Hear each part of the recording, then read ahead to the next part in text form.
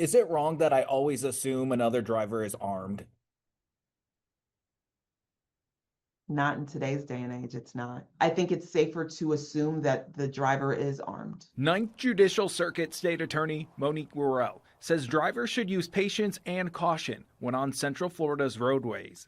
I mean, it's really just the terrifying reality that we're dealing with today. I want this road rage to not become normalized. Worrell says she too has unpleasant experiences out on the road. There were two cars that were just dead set against letting me in. And I was frustrated. I was like, just let me in. It's a merge lane. If you don't want people to merge, then move over to a different lane. And I just took a beat and I was like, Monique, inhale, exhale, and keep moving. Worrell adds no matter what another driver does, you should always stay calm. After all, just pointing a gun is a felony. Do you think people realize how serious of a crime it is just simply raising your gun up so the other driver can see your firearm?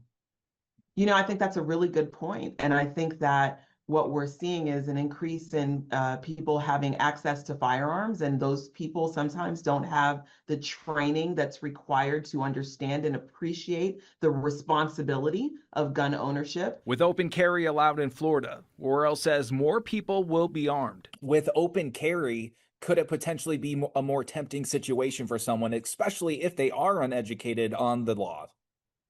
Unfortunately, I think that what we're going to see is that the more guns that we introduce into our community, the more gun violence that we're going to see. Worrell also says to distance yourself from another driver if a situation escalates. If they're in a car and they see somebody else's handgun, whether they're waving it or they're pointing it at them, they're brandishing it in some form, what should they do? So get out of that situation as quickly as you possibly can. Don't engage, don't respond, call law enforcement, report the individual, and don't try to take matters into your own hands. I'm your Orange County community correspondent, Troy Campbell, News 6.